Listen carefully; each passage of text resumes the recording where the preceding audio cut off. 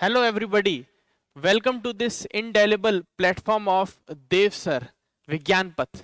आज मैं आपके सामने डिफरेंशियल इक्वेशन के जेई एडवांस के पीवाईक्यू लेके आया हूं। और बच्चों यकीन मानिए, जेई एडवांस के पीवाईक्यू जेई मेन से ज्यादा इजी है। एक बार सॉल्व करके देखते हैं पीवाईक्यूज, और उसके बाद आप खुद बताइएगा कमेंट सेक्शन में कि आपको मेन से ज्यादा इजी लग रहा है कि नहीं। चलिए, तो पहला पीवाईक्यू ये 2024 का है। बच्चों मैंने कोई फिल्टर नहीं लगाया, मैंने कोई चुन चुन के सवाल नहीं लेके आए। मैंने सिंपल 24 का दिखा मेरे को, मैंने लगा दिया। 23 का दिखा, मैंने लगा दिया। सिंपल। तो उसी हिसाब से सॉल्व करने चलते हैं, शुरू करते हैं। लिखा हुआ है fx be a continuously differentiable function on interval 0 से infinite such that f of 1 is equal to 2। तो बच्चों हमें इसमें ये ध्यान रखना है कि ये कंडीशन एक दे रखी है, f of 1 is equal to 2, आगे ये काम आएगी। तो लेट्स सी, इसमें दिया हुआ है लिमिट है, कुछ लिमिट जा रही है और ये 1 के बराबर है। देखो बच्चों, ऐसे क्वेश्चंस को सॉल्व करने के लिए देखो हमें ऑलरेडी फाइनाइट वैल्यू गिवन है, तो हमें ये पता है कि ये लिमिट अगर मैं इसमें मान लो x रख भी देता तो ये 0/0 का फॉर्मेट बन जाएगा। t की जगह मैं x रख दूंगा तो 0/0 का फॉर्मेट बन जाएगा, और आंसर आ रहा है 1 आ रहा है। इसका मतलब ये आगे अगर मैं इसमें एलोपिटल भी लगा दूं तो उसके बाद भी ये फॉर्मेट बनना चाहिए बेसिकली, है ना, या फिर फॉर्मेट चला जाना चाहिए। 0/0 बन रहा है तो एलोपिटल लगा सकते हैं। तो मैंने क्या किया, मैं इसको सॉल्व करने के लिए मैंने लिमिट देखी, मेरा फटाफट क्वेश्चन पढ़ा, मैं तुरंत पहुंच गया एल ऑर्बिटल लगाने की तरफ। चलिए एल ऑर्बिटल लगाते हैं। तो एल ऑर्बिटल लगाने के लिए आपको ये ध्यान रखना पड़ेगा कि वेरिएबल कौन है, टी की एक्स। एक नजर में देखें तो दोनों ही बच्चों को टी और एक्स दोनों ही वेरिएबल लगते हैं, लेकिन अगर अपन ध्यान से देखें तो यहाँ पर टी टेंड कर रहा है एक्स की तरफ। दैट मीन्स टी क्या है, एक वेरिएबल है। तो हम इसको वेरिएबल मानते हुए एल ऑर्बिटल रूल लगा देंगे। तो एल ऑर्बिटल रूल लगेगा तो हम देखेंगे कि टी की पावर 10 है तो वेरिएबल है टी, तो रिस्पेक्ट भी किसकी होगी, टी की। डिफरेंशिएशन भी टी के रिस्पेक्ट में होगा। तो बच्चों मैं यहीं पर एल ऑर्बिटल रूल लगा रहा हूं, तो ये हो जाएगा 10 टी की पावर 9, और एफ एक्स कॉन्स्टेंट हो जाएगा क्योंकि किसके रिस्पेक्ट में डिफरेंशिएट कर रहे हैं, टी के रिस्पेक्ट में। तो हम फटाफट इसको सॉल्व कर देते हैं। एफ एक्स कॉन्स्टेंट की तरह काम करेगा, एक्स की पावर 10 भी कॉन्स्टेंट की तरह काम करेगा, और एफ ऑफ टी लिखा हुआ तो हम एफ डैश टी लिख सकते हैं। और होल डिवाइडेड बाय ये बन जाएगा 9 टी की पावर 8, और x की पावर 9 एक कांस्टेंट की तरह दिखाई देगा तो वो चला जाएगा। तो बच्चों ये लिमिट जो है वो स्टिल लिमिट जो है वो x t tending to x की तरफ जा रही होगी, t टेंडिंग टू x। अब बच्चों इसमें हम रख देते हैं, वैल्यू रख देते हैं।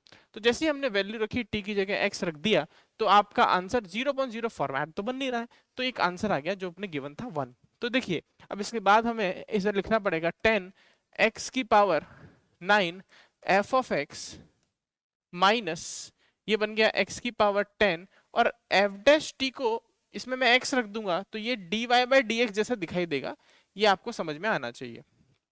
और 9 t की पावर 8 और इक्वल टू किसके है 1। अच्छा t नहीं आएगा, यहाँ पर x आएगा, ये ध्यान रखना क्योंकि हमने लिमिट की जगह t की जगह x रख दिया है, तो x की पावर 8 आ जाएगा। ये मामला हो गया। अब हम क्या करेंगे, ये 9x की पावर 8 को ऊपर पहुंचा देंगे। तो जैसे ही ऊपर पहुंच गया तो हमारे पास इक्वेशन कुछ ऐसी दिखाई दे गई, 10x की पावर 9 ये बन गया, आप fx को थोड़ी देर के लिए y बोल दीजिए, और माइनस x की पावर 10 dy बाय dx और इज इक्वल टू 9x की पावर 8। कुछ इस प्रकार का अपने पास बन गया। अब बच्चों इसमें ध्यान से देखिए तो हम इसको डिफरेंशियल इक्वेशन के नजरिए से देख सकते हैं, और इसको अगर देखा है तो y की पावर इसमें थ्रू आउट 1 दिखाई दे रही है, तो इसका मतलब ये लीनियर जैसा हो सकता है, ये कुछ कुछ लीनियर जैसा हो सकता है। मैं इसको सिंप्लीफाई करता हूँ, मैं अपने अपने अनुकूल इसको कन्वर्ट करता हूँ। तो क्या करूंगा, इसको इधर लेके आता हूँ, सब कुछ राइट हैंड साइड पे लेके आ जाते हैं।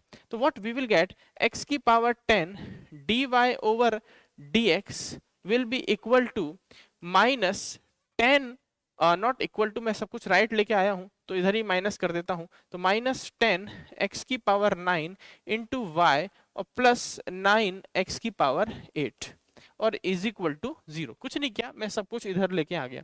अब पूरी इक्वेशन में मैं x की पावर 10 से डिवाइड कर दूंगा, क्योंकि आप जानते हैं बच्चों कि जो लीनियर डिफरेंशियल इक्वेशन होती है उसका रूप रंग कुछ ऐसा दिखाई देता है कि dy by dx plus p y is equal to q की तरह, where p and q are function of x. तो हम यही काम यहाँ पर भी करने वाले हैं। तो x की पावर 10 से हम डिवाइड कर देंगे तो हमारे पास एक बढ़िया सी इक्वेशन बन जाएगी, d y by D x, x की पावर 10 से डिवाइड होगा तो माइनस 10 बाई एक्स, 10 से डिवाइड हो रहा है y, और सिंस राइट हैंड साइड पे q होता है तो मैं उसको q को उधर लेके चले जाता हूं, तो it will look like minus 9 by x square, क्योंकि x की पावर 10 से डिवाइड हो रहा है तो कुछ इस प्रकार का बन जाएगा। चलिए इसको आगे बढ़ाते हैं और इस डिफरेंशियल इक्वेशन को सॉल्व करने का प्रयास करते हैं। तो ये कोई डिफरेंशियल इक्वेशन थी, d y by D x minus 10 upon x y और माइनस 9 अपॉन एक्स स्क्वायर। बच्चों एक बार चेक कर लेते हैं मैंने सही लिखा है कि नहीं। D y by D x minus 10 y by x is equal to 9 by x square, 10 y by x और 9 बाई एक्स स्क्वायर, माइनस भी है दोनों में, बिल्कुल सही है, एकदम सही। तो ये एक लीनियर डिफरेंशियल इक्वेशन बन गई। अब भैया हम इंटीग्रेटिंग फैक्टर निकालते हैं भैया इसमें, है ना, तो क्या हो जाएगा, ये e की पावर माइनस 10 1 बाई एक्स और dx, इंटीग्रेटिंग फैक्टर जो आएगा वो e की पावर ये माइनस 10 हो गया, this will be log x हो गया, है ना, इस 10 को ऊपर चढ़ा दीजिए तो x की पावर माइनस 10 हो गया, it will B 1 upon x की पावर 10। ये इंटीग्रेटिंग फैक्टर आ गया। इंटीग्रेटिंग फैक्टर आने के बाद हमें डिफरेंशियल इक्वेशन सॉल्व करनी होती है, तो it will be y 1 upon x की power 10 will be equal to integration of ये ऊपर वाला पूरा, ये हो जाएगा माइनस 9 एक्स स्क्वायर और इनटू में 1 अपॉन एक्स की पावर 10, ये इंटीग्रेटिंग फैक्टर इसका आंसर होता है ना, और ये हो जाएगा dx। तो ये आ जाएगा y अपॉन एक्स की power 10 is equal to minus 9 को बाहर रख लो और ये आ जाएगा इंटीग्रेशन ऑफ 1 अपॉन एक्स की पावर 12। और बच्चों इसको बहुत ज्यादा समय नहीं लगाएंगे अपन, ये लिखेंगे माइनस 9 और x की पावर ये 12 है तो ऊपर हो जाएगा माइनस 12 प्लस 1 और माइनस 12 प्लस 1 तो हो जाएगा माइनस 11 और x की पावर 11, ये माइनस माइनस प्लस हो गया। The equation will look like y upon 10, not x की power 10, not 10, is equal to 9 by 11 और 1 upon x की पावर 11 प्लस c, कुछ ऐसा। अब क्वेश्चन में बच्चों c की वैल्यू के लिए कुछ हिंट दे रखी थी। c की वैल्यू, x की वैल्यू जब 1 रखेंगे तो y की वैल्यू 2 आ जाएगी। इसका मतलब क्या होता है, जब हम x की वैल्यू 1 रखते हैं तो y की वैल्यू 2 आ जाए, है ना, इसका मीनिंग ही ये है। तो x की वैल्यू 1 y की वैल्यू 2, x की वैल्यू 1 y की वैल्यू 2, x की value 1 not x cube, x की वैल्यू 1 तो नीचे आएगा 1, y की वैल्यू 2 है, इट विल बी 9 बाई 11 और x की वैल्यू 1 रखा है और ये इधर आ गया मामला। तो अगर आप इसको सॉल्व करेंगे तो ये 12 हो जाएगा, है ना, वो 22 हो जाएगा, है ना, 22 में से अपन 9 गायब कर देते हैं, है ना, तो इट विल बी, मैं अगर 9 माइनस कर दूं 22 में से तो इट विल बी 13 आ जाएगा, 13 बाई 11 और इज इक्वल टू सी, तो मुझे 13 बाई 11 मिल जाएगा। तो जो मेरी इक्वेशन होगी वो y अपॉन एक्स की power 10 is equal to 9 by 11 और 1 अपॉन एक्स की पावर 11 और it will be plus 13 by 11, कुछ ऐसी इक्वेशन दिखाई देगी। तो ये अपना आंसर हो गया। वही इसमें ऑप्शन में भी ऐसे कुछ दिए हुए, हमें ऑप्शन मैच कराने पड़ेंगे और अपना I think this will be our correct answer आ जाएगा। तो कुल मिला के बात ये है बच्चों कि यहाँ से हमें सीखने को क्या मिला, यहाँ से हमें सीखने को मिला कि डिफरेंशियल इक्वेशन को लिमिट में इंट्रोड्यूस कर दिया बस, तो जो ये एडवांस का सवाल बन गया, कुछ इस प्रकार का मामला। ठीक है, नेक्स्ट क्वेश्चन मैं आपके सामने सॉल्व करता हूँ। ये एक अच्छा सवाल है, ये आपसे 3-4 चीजें पूछ रहा है, ये एक अच्छा सवाल है, जरा इसको सॉल्व करने का प्रयास करते हैं।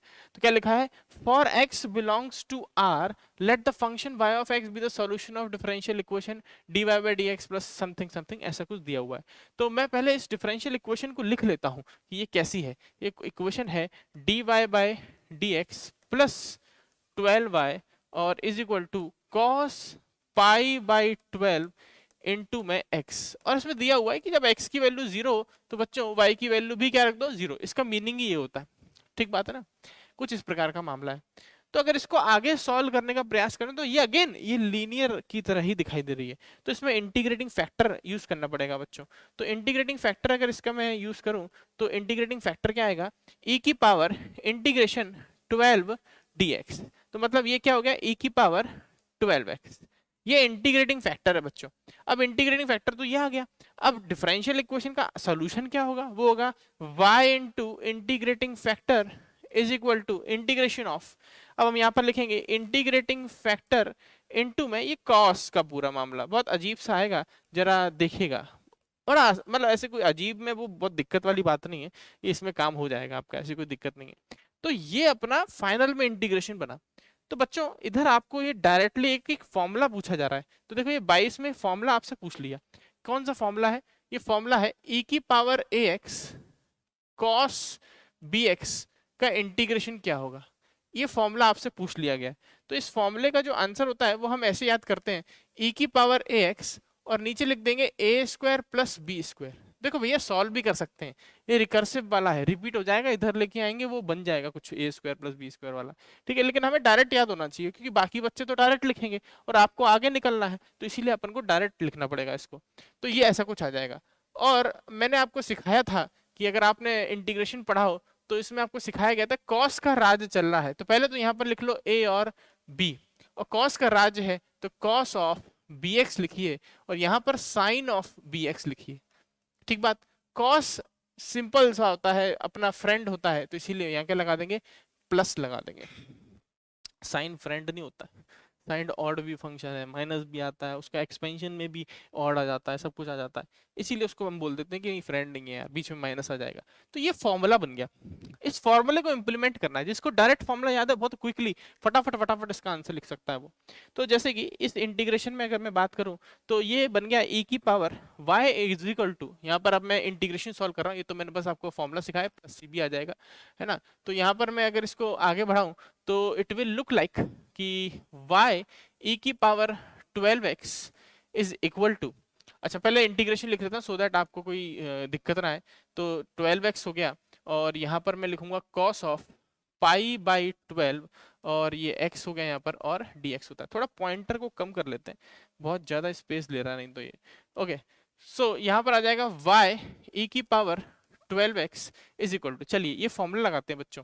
तो e की पावर ये हो गया 12x और डिवाइडेड बाई a स्क्वायर मतलब हो गया 12 का स्क्वायर प्लस ये हो गया पाई बाई 12 का स्क्वायर। आराम से समझिए, कोई जल्दबाजी नहीं है ना। a की वैल्यू हो गई 12, है ना 12, तो हो जाएगा 12 cos पाई बाई 12 और x हो गया, है ना, इतना हो गया प्लस यहाँ पर b क्या हो गया, b हो गया पाई बाई 12 हो गया और यहाँ पर sign of pi by 12x ये हम लिख देंगे, है ना, और ये अपना आंसर हो गया और इसको लिख देंगे यहाँ पर प्लस c। ये डिफरेंशियल इक्वेशन बन गई बच्चों। प्रॉब्लम कुछ है नहीं खास इसमें, बहुत स्ट्रेट फॉरवर्ड क्वेश्चन है, ऐसी कोई खास दिक्कत नहीं है। लेकिन e की पावर 12x ये हमेशा क्या करेगा ना, अगर मुझे इसको आगे भी कुछ करना हुआ, क्योंकि क्वेश्चन में बोला गया है कि आप इंक्रीजिंग डिक्रीजिंग के बारे में कमेंट कीजिए, पीरियोडिसिटी के बारे में कमेंट कीजिए, तो हमें आगे dy बाई डी की जरूरत पड़ेगी, ऐसा dy बाई डी जिसमें कि y ना हो, क्योंकि y के बारे में हमें पता नहीं है, हमारे हाथ में तो x होता है, इंडिपेंडेंट वेरिएबल x है, तो उसके बारे में हमें पता होता है। लेकिन y तो हमारे हाथ में है नहीं, वो तो x पे डिपेंड करता है। तो अभी जो dy बाई डी है उसमें y है, x नहीं है, x भी है लेकिन y भी है। ऐसा चाहिए, ऐसा डिवाइड x चाहिए जिसमें y ना हो, तो हम इंक्रीजिंग डिक्रीजिंग आसानी से बता सकते हैं। तो इसीलिए हमने क्या किया, हमने यहाँ पर हमने e की पावर 12x को है ना एक कांस्टेंट के साथ चिपका लिया। कैसे, देखो ये आ जाएगा y और ये बन जाएगा, ये तो चला गया, मैं क्या कर दूंगा इसको डिवाइड मार दिया, e की पावर 12x को डिवाइड मार दिया, तो ये आ जाएगा 1 अपॉन ये बन जाएगा 12 square plus pi by 12 square और ये बन जाएगा 12 cos पाई बाई 12x, है ना, plus pi by 12 sine pi by 12x और यहाँ पर आ जाएगा प्लस c e की पावर माइनस 12x। कुछ इस प्रकार का मामला हो गया। अब जो कुछ भी मुझे चाहिए वो मुझे मिलेगा कैसे, वो मुझे मिलेगा इसको डिफरेंशिएट करके। तो let's differentiate this, dy by dx के बारे में तो पता करना है, तो let's differentiate this, not it will not take so much time. So let's, अच्छा पहले है ना मैं कुछ एक चीजें और बता देता हूँ आपको, आपको फायदा हो जाएगा। देखो भैया जैसे इसमें जो लास्ट ऑप्शन है उसको देखो, तो लास्ट ऑप्शन दिख रहा है कि y of x is periodic function, है ना, y of x periodic function है क्या, तो लेट्स सी तो ध्यान से देखोगे तो इतना इतना पार्ट तो पीरियोडिक दिख रहा है मुझे, इतना इतना पार्ट, क्योंकि यहाँ पर कॉस भी है साइन भी है, ये कंबाइन होकर कुछ पीरियड बना लेंगे, कोई दिक्कत नहीं है इसमें, है ना।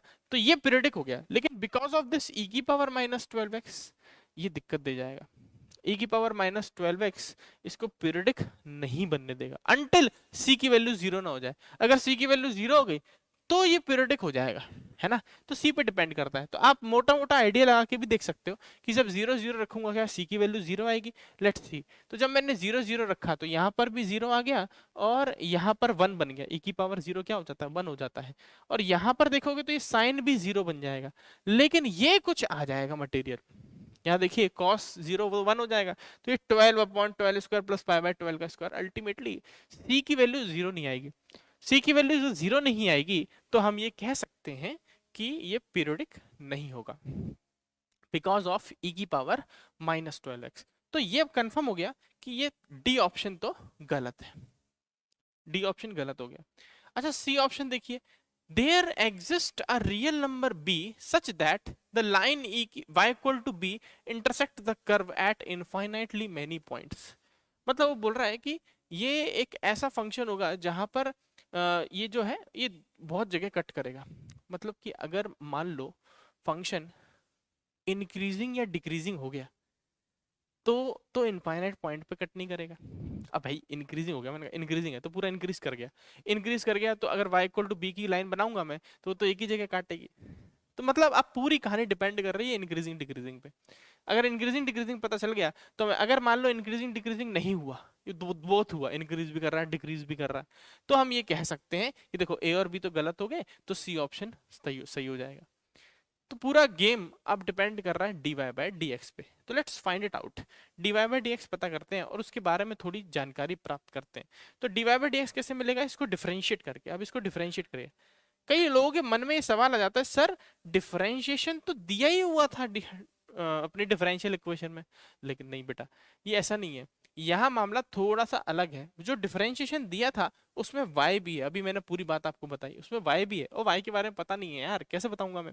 तो इसीलिए मैंने क्या किया, यहाँ पर dy बाय dx निकालने का प्रयास किया। तो ये कुछ कांस्टेंट है तो मैं लिख देता हूँ 1/12 का स्क्वायर। अभी इसमें कुछ ज्यादा छिड़खानी नहीं कर रहे हैं, बस अभी इतना इतना लिख रहे हैं। बड़ी बड़ी चीजें हैं, इनको ज्यादा टच नहीं करना चाहिए, यहीं से कोशिश करना चाहिए, है ना। इसको डिफरेंशिएट करेंगे तो ये जाएगा माइनस का 12 और यहाँ पर एक पाई बाई 12 और हो जाएगा, क्योंकि जब हम डिफरेंशिएशन कर रहे होंगे तो चेन रूल लगा रहे होंगे, तो पाई बाई 12x आ जाएगा। और यहाँ पर भी देखिए तो ये आ जाएगा पाई स्क्वायर बाई 12 का स्क्वायर, और यहाँ पर अगर देखेंगे तो ये आ जाएगा cos of pi by 12 into x, है ना। और प्लस ये हो जाएगा माइनस का 12c और e की पावर माइनस 12x। मतलब कुछ ऐसा मामला है, यहाँ पे ब्रैकेट लगाना सही रहता है, माइनस लगा हुआ है तो ये डिफरेंशिएशन आ गया बच्चों। अब देखो भाई, अब मैं क्या करूंगा ना, मैं अब इसमें ज्यादा कलाकारी नहीं करूंगा।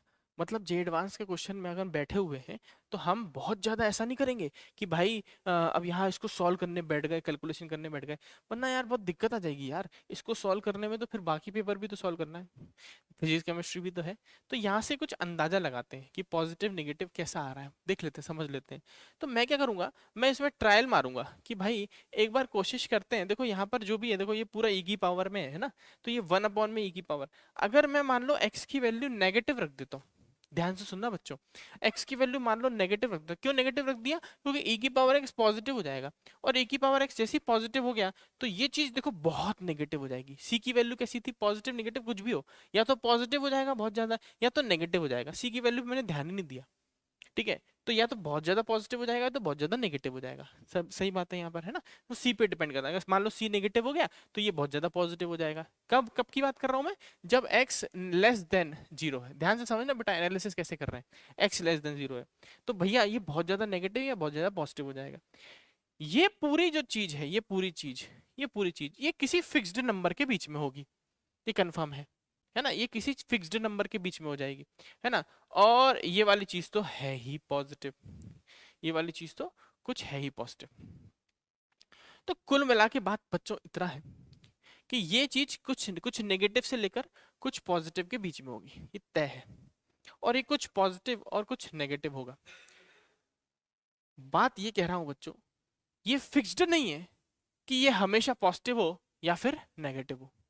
ये हम अंदाजे से सोच सकते हैं, एक एस्टिमेट लगा सकते हैं कि ये फिक्स्ड नहीं है कि ये हमेशा पॉजिटिव हो या फिर नेगेटिव हो। आप चाहो तो सी की वैल्यू रख के भी देख लेना। एक्स ग्रेटर देन जीरो के लिए भी ऐसे ही करेंगे, ये बहुत ज्यादा छोटा हो जाएगा, ये कुछ नेगेटिव से पॉजिटिव आएगा, ये बहुत ज्यादा छोटा होगा कंपनसेट करेगा, कुछ चीजों को पॉजिटिव करेगा, कुछ चीजों को नेगेटिव रखेगा। तो कुछ हिस्सा पॉजिटिव आ रहा है, कुछ हिस्सा नेगेटिव आ रहा है, इसका मतलब ये कंफर्म है कि ये ना तो हमेशा ग्रेटर देन जीरो होगा, ना तो हमेशा ग्रेटर देन जीरो होगा, ना तो हमेशा लेस देन जीरो होगा। मतलब कि अगर डिफरेंशिएशन पॉजिटिव या नेगेटिव की श्योरिटी नहीं दे रहा है, कभी पॉजिटिव कभी नेगेटिव दे रहा है, इसका मतलब ये ना तो इंक्रीजिंग है ना तो ये डिक्रीजिंग है। तो ये केस बन जाएगा नीदर इंक्रीजिंग नॉर डिक्रीजिंग। इसको चेक करने का एक और तरीका होता है, मैं आपको वो भी सजेस्ट कर सकता हूं कि आप कोई एक वैल्यू रख के देख लो x लेस देन जीरो में। x लेस देन जीरो में अगर आपको थोड़ा कंफर्टेबल महसूस करा, आप -12 रख लो, या फिर आप पॉजिटिव वाले में 12 रख के देख लो। तो इससे आपको आइडिया लग जाएगा कि ये लेस देन जीरो में कुछ नेगेटिव हो रहा होगा और ग्रेटर देन जीरो में कुछ पॉजिटिव हो रहा होगा, या फिर उसमें पॉजिटिव हो रहा है उसमें नेगेटिव हो रहा होगा। तो कंफर्म हो गया कि भाई आधे हिस्से के लिए पॉजिटिव, आधे के लिए इससे, कुछ के लिए पॉजिटिव कुछ के लिए नेगेटिव, हमें नहीं पता इंक्रीजिंग है कि डिक्रीजिंग है। तो हम ये श्योरिटी नहीं बोल सकते कि ये इंक्रीजिंग होगा या डिक्रीजिंग होगा। तो बेचारा एक ही बच रहा है, वो कौन है? वो है सी ऑप्शन, और ये आंसर हो जाएगा। आई होप आपको समझ में आया हो। So this is question of 2022। अच्छा सवाल था, है ना? और बहुत चांसेस हैं इस प्रकार के एस्टिमेशन पर बेस्ड क्वेश्चन मेंस में भी आए, क्योंकि अभी तक इसमें मेंस में ऐसा कुछ खास देखने को नहीं मिला है। तो इसीलिए हो सकता है एडवांस की कॉपी कर लेते हैं मेंस वाले, तो इसीलिए हो सकता है आ जाए। तो इस पर ध्यान दीजिएगा बच्चों, ठीक है? लेट्स मूव अहेड और नेक्स्ट क्वेश्चन की तरफ चलते हैं। ये भी बहुत ताबड़तोड़ सवाल है, 2023 का क्वेश्चन है, आराम से समझो। देखो भैया, इसमें सबसे पहले देखो कि x की जो वैल्यू डिफाइंड है वो 1 से लेकर इन्फिनिटी के बीच में है, और f of 1 is equal to 1/3 है, and this is the equation. ये इक्वेशन दे रखी है अपन को, ठीक है? और बोला है कि f ऑफ e बताइए। बहुत, मेरे को तो बहुत सीधा साधा मासूम सा सवाल नजर आ रहा है, क्योंकि लेबनीज थ्योरम अगर मैं लगा दूंगा, कुछ लोग लेबिन्स बोलते हैं, कुछ लोग लेबनीज बोलते हैं, I don't know the correct pronunciation but I know the theorem. तो मैं आपको थ्योरम बता देता हूँ। तो थ्योरम सिंपल सी है कि इसको अगर मैं डिफरेंशिएशन करूं, इसका x के रिस्पेक्ट में डिफरेंशिएशन करूं, तो बहुत सिंपल सा डिफरेंशिएशन आ जाएगा। This will B thrice of, और x का डिफरेंशिएशन 1 हो जाएगा, और फिर x को इसमें पुट कर देंगे, it will be f of x is equal to, यहां पर प्रोडक्ट रूल लग जाएगा यहां पर, तो x इंटू एफ एक्स। तो मतलब मैं x को आराम दे देता हूं और एफ एक्स का डिफरेंशिएशन एफ डैश एक्स लिख देता हूं, और फिर मैं x का डिफरेंशिएशन कर देता हूं और फिर एफ एक्स को आराम दे देता हूं, और ये जो बन जाएगा ये बन जाएगा माइनस का एक्स स्क्वायर, क्योंकि इसका डिफरेंशिएशन 3 नीचे आ जाएगा, एक्स स्क्वायर आ जाएगा, फटाफट देख लीजिएगा, ठीक है? इसको इधर ले आते हैं तो ये बन जाएगा twice of F of x is equal to x F dash x minus का x square. I am sorry, ये क्यूब लिख दिया मैंने। हाँ जी, तो बच्चों ये जो अब बनेगा, इसको मैं अब डिफरेंशियल इक्वेशन के रूप रंग में लेके आ जाऊंगा। जब भी F dash x F x आपको साथ में दिखाई दे, तो आप तुरंत उसको डिफरेंशियल इक्वेशन के रूप में लेके आ जाइए। ये सबके लिए लिख रहा हूं मैं, नॉर्मली ऐसे लिखता नहीं हूं, लेकिन मैं सबको समझ आए इस कारण से ये मैं इस रूप रंग में लेके आया इसको, ठीक बात? अब मैं इस 2y को इधर ले आता हूं, इसको इधर ले आता हूं, तो it will be x dy over dx minus का 2y is equal to x square. x को डिवाइड मार देते हैं तो ये जाएगा dy ओवर dx माइनस का 2y by x is equal to x. X को डिवाइड लगा दिया तो ये अपना आ गया बढ़िया सा सिंपल सा। अब देखिए इसको मैं आगे बढ़ाता हूँ, देखिएगा अब क्या लिखा है, 2y by x is equal to x. तो यहाँ पर डिफरेंशियल इक्वेशन देखिएगी dy by D x minus 2y by x is equal to x. एक बार फिर चेक कर लेते हैं। ओके बेटा, नहीं तो आप कमेंट सेक्शन में कहेंगे अरे गलत कॉपी किया, कोई बात नहीं। तो अगर मैं इंटीग्रेटिंग फैक्टर निकालूं तो क्या जाएगा, e की पावर -2 1 अपॉन एक्स, और ये dx बच्चों इसका इंटीग्रेशन log x हो जाएगा, -2 पर चला जाएगा, तो 1 अपॉन एक्स स्क्वायर इसका डायरेक्टली इंटीग्रेटिंग फैक्टर आ जाएगा। और हम यहाँ पर लिखेंगे y into 1 upon x square is equal to integration of x into 1 upon x square, एक एक्स स्क्वायर एक्स और कट गया, यहाँ पर y upon x square is equal to log x, और प्लस मैं log c चिपका लेता हूँ, so that I will get y upon x square is equal to log of x C. और आई थिंक इसको ऊपर भी ले जा सकते हैं, कैसे भी कर सकते हैं, ये अपना आ जाएगा। और लेट्स सी क्या हमसे पूछा क्या गया है। हमसे बोला गया है कि भैया f of one is equal to 1/3 है, तो रख देते हैं f of one is equal to 1/3। यहाँ पर f of one is equal to 1/3, it will be 1/3। अच्छा, मुझे लगता है कि यहाँ पर सी लेने से ही फायदा था, क्योंकि फिर बाद में प्रॉब्लम नहीं आती। तो मैं यहाँ पर चेंज ही कर देता हूँ, बाद में कभी कभी रियलाइज होता है कि भाई ठीक है, वन रख दिया जीरो हो जाएगा। तो सी की वैल्यू 1/3 आ गई। जो आपका कर्व बन गया वो बन गया y equal to x square is equal to log x plus 1/3। अब शायद पूछा गया है एफ ऑफ ई, तो हम एफ ऑफ ई बहुत जल्दी से बता सकते हैं बच्चों। मुझे नहीं लगता कि इसमें आपको ज़्यादा बहुत दिक्कत आने वाली है। ये बन जाएगा ई स्क्वायर, और इसमें ई स्क्वायर रखेंगे तो ये बन जाएगा 2 + 1/3। I think this will be something we got. हाँ, आई थिंक ई स्क्वायर रखा है, अच्छा ई रखा है, माय मिस्टेक, हमने ई रखा है। तो यहाँ पर 1 + 1/3 आ जाएगा। आई थिंक यहाँ पर मैंने कुछ मिस्टेक कर दी। Okay, no problem. ओके, यहाँ पर मैं लिख देता हूँ 1 + 1/3, तो y is equal to this will be 4/3 e square, और हमारा 4/3 e square, this will be the answer. बहुत क्विकली, बहुत आसानी से आ गया। आई होप आपको समझ में आ गया हो, ये बहुत आसानी वाला क्वेश्चन था। लेट्स सी 2023 का एक और सवाल है। मैं इसमें आपको एक बढ़िया सा आइडिया दे देता हूँ, आप लोग उसके बाद इसका आंसर कमेंट में फेंक के मारिएगा। तो देखो भैया क्या मामला है, ये हो जाएगा dy/dx, और इसको डिवाइड मार दीजिए, ये 2xy अपॉन में x² - 5 है ना, और इज इक्वल टू ये हो जाएगा -2x और x² - 5 का होल स्क्वायर, और divided by x² - 5। This will be cancelled out है ना, और ये इंटीग्रेटिंग बन गया इंटीग्रेशन फैक्टर का, तो e की power integration -2x upon x² - 5। ये समझ में आना चाहिए कि ये नीचे वाले का डिफरेंशिएशन ऊपर लिखा हुआ है, तो ये बन जाएगा 1 अपॉन x² - 5, क्योंकि इसका जब इंटीग्रेशन करोगे तो बन जाएगा log mod x² - 5, बाहर माइनस लगा हुआ है तो माइनस ऊपर चढ़ेगा, तो log के अंदर वाला रेसिप्रोकल हो जाएगा, और फिर चिंटू प्रॉपर्टी लग जाएगी, e और e सेम हो जाएगा, तो अपना आंसर आ जाएगा। ठीक बात है। तो ये अपना इंटीग्रेटिंग फैक्टर आ गया। जब इंटीग्रेटिंग फैक्टर आ गया, अब कुछ लोग कह रहे हो सर ये चिंटू प्रॉपर्टी, भाई चिंटू प्रॉपर्टी जो बच्चे हमसे पढ़ते हैं उनको पता है, लेकिन चिंटू प्रॉपर्टी हम इसको नॉर्मली चिंटू प्रॉपर्टी इसको कहते हैं। ये दोनों बेस सेम हो जाते हैं तो इसका आंसर क्या आ जाता है x, तो मैं उसका जिक्र कर रहा था।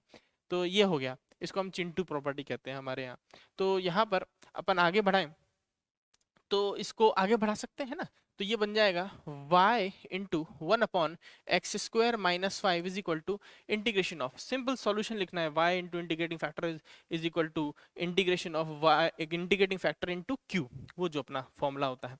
तो x² - 5 हो गया, और इतना इतना पार्ट जो है इसको हम लिख सकते हैं -2x, और ये बन जाएगा x² - 5 डिवाइडेड बाई x² - 5, ये और कैंसिल आउट हो गए, तो बहुत ईजी सा अपने पास बन गया है ये, और इज इक्वल टू ये -2x हो गया, तो मेरे ख्याल से माइनस का x² प्लस c बन गया।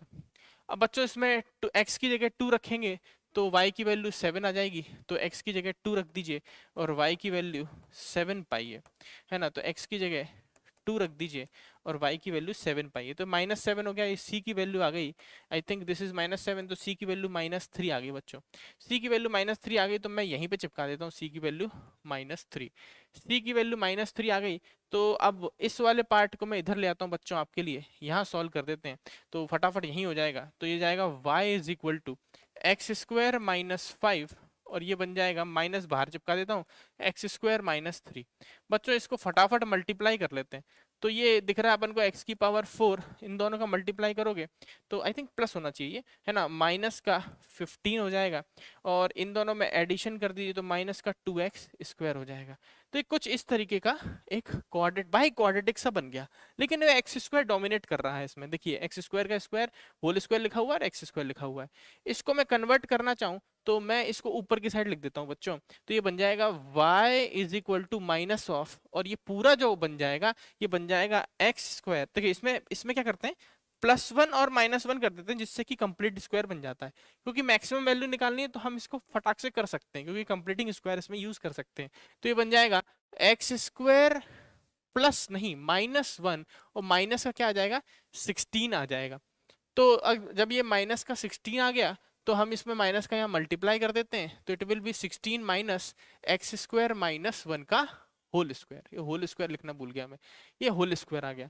तो बच्चों y को मैक्सिमाइज करना है, इसको मैक्सिमाइज करना है, तो मुझे लगता है इसको मिनिमाइज करना पड़ेगा। कोई होल स्क्वायर मिनिमाइज कब होता है, वो जीरो हो जाता है, मिनिमाइज होकर क्या बन जाता है जीरो। तो y मैक्सिमम कब होगा, जब ये मिनिमम होगा, ये जीरो हो जाएगा, तो मैक्सिमम वैल्यू कितनी आ जाएगी 16 आ जाएगी। डायरेक्टली बोल दिया अपन ने, 16 आंसर आ गया। आप चाहो तो इसको फिर मैक्सिमम मिनिमा से भी कर सकते हो, सेम आंसर आएगा, लेकिन थोड़ा क्विक करना है बेटा, टाइम बहुत जरूरी है, टाइम वेस्ट नहीं कर सकते, टाइम जाया नहीं कर सकते, टाइम को यूटिलाइज करना है। आज भी आप जिस स्थिति में बैठे हुए हो, अब मेंस पास में है, आपके बहुत पास में है, आपको हर एक सेकंड हर एक मिनट यूटिलाइज करना चाहिए, ठीक बात है। तो मेरे ख्याल से मैं अगला क्वेश्चन आपको बताऊं, जो कि बहुत एक 22 का सवाल है, ऐसा नहीं है 22 का है, जे एडवांस के 22 का है, ऐसा नहीं है, लेकिन एक बहुत इजी सवाल है, मैं आपको इसमें आइडिया दे देता हूँ। तो मामला ये है कि x dy minus y square minus 4y और dx बराबर 0, इसको राइट में ले जाते हैं तो ये बन जाएगा x dy is equal to, ये तो वेरिएबल सेपरेबल का एक नन्ना मुन्ना सा सवाल है ना, वेरिएबल सेपरेबल का दे रखा है, तो ये हो जाएगा dy upon y square minus 4y is equal to dx upon में x। आप चाहो तो इसको इंटीग्रेट करने के लिए पार्शियल फ्रैक्शन का इस्तेमाल कर सकते हो बच्चों, और पार्शियल फ्रैक्शन का शॉर्ट ट्रिक भी अपन लगा सकते हैं। तो ये बन जाएगा dy, मत अभी मत लिखो इसको, तो नीचे y कर लो और नीचे y माइनस 4 कर लो, और जब हम मुझे y के ऊपर वाला निकालना है तो मैं y को छुपा लूंगा, इसमें 0 रख दूंगा, तो माइनस का 1/4 आ जाएगा, और मेरे को y माइनस 4 के ऊपर वाला निकालना है तो डायरेक्टली इसमें 4 रख दीजिए, तो 1/4 आ जाएगा, और इंटीग्रेशन dy बन जाएगा, it will be log mod x, और ये बन जाएगा log c भी आ जाएगा, क्योंकि अभी आगे भी log ही आने वाला है। तो माइनस को माइनस नहीं प्लस का 1/4 बाहर निकाल लेते हैं, तो it will be log of mod y with minus sign plus log of mod y minus 4 is equal to log of x c, mod भी लगा लेना बच्चों, ठीक। तो ये आ जाएगा 1/4 and it will look like log of y minus 4 upon में y पर mod is equal to log x c पर मॉड। इस 4 को ऊपर ले जाइए, log से गायब कर दीजिए, ये आ जाएगा y minus 4 upon y is equal to x की पावर 4 इंटू सम कॉन्स्टेंट, ये आ जाएगा। और उसके बाद कुछ नहीं करना है, कांस्टेंट की वैल्यू निकालनी है, 1 रखेंगे x की जगह पर, y की जगह रख देंगे 2, और अपना कांस्टेंट आ जाएगा। तो आपसे पूछा गया slope of the curve is never 0 then the value of this, फिर कुछ नहीं करना है, आपको x की जगह पर √2 रख देना, you will get your answer. बच्चों इसका आंसर कमेंट्स बता देना, कुछ नहीं करना है, जो पिछले क्वेश्चंस में किया है वही करना है, एक बार ट्राई कीजिए और जे एडवांस का क्वेश्चन क्रैक कीजिए।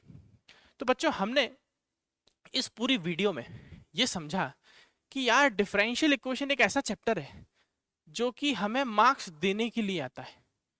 मेंस में भी जो सवाल आएंगे, अगर आप एनालिसिस बिठाओ 24 के क्वेश्चंस के, 2024 के मेंस के क्वेश्चंस के एनालिसिस बिठाओ, तो बहुत ज्यादा मुश्किल नहीं है क्वेश्चंस, इक्का दुक्का सवाल होगा जो कि ट्रिकी इंटीग्रेशन पे होगा, अदरवाइज डिफरेंशियल इक्वेशन के पॉइंट ऑफ व्यू से बहुत मुश्किल नहीं है। तो मुझे उम्मीद है कि आपको आज का वीडियो में कुछ समझ में आया हो, और कुछ अगर समझ में आया तो बताइएगा कमेंट सेक्शन में। मैंने डिस्क्रिप्शन बॉक्स में एक आपके लिए क्वेश्चन की प्रैक्टिस इसी से मिलते जुलते कुछ क्वेश्चंस और रखे हैं, वो पीडीएफ आप सॉल्व कीजिएगा, और उसमें कुछ डाउट आए तो एक गूगल फॉर्म और डाल दिया मैंने, उस गूगल फॉर्म पे वो डाउट भी अपलोड कर देना। अगली वीडियो आपके डाउट्स की और कुछ और अच्छे क्वेश्चंस जो मुश्किल हो, मैं बताऊं डिफरेंशियल इक्वेशन में लैंग्वेज बेस्ड वाले क्वेश्चन बच्चों को मुश्किल लगते हैं, तो मेरा अगला वीडियो वही प्लानिंग में है, मैं आपके लिए लैंग्वेज बेस्ड वाले जितने भी अच्छे अच्छे सवाल पीवाईक्यू हुए, नॉन पीवाईक्यू हुए, वो सब लेके आ जाऊंगा। बस आप जाइएगा डिस्क्रिप्शन बॉक्स में, वो पीडीएफ के क्वेश्चंस कीजिएगा, उसमें कुछ डाउट आए, वीडियो में कुछ डाउट आए, गूगल फॉर्म भर दीजिएगा, मैं आपको कॉन्टैक्ट कर लूँगा। आज के लिए इतने रखते हैं, धन्यवाद।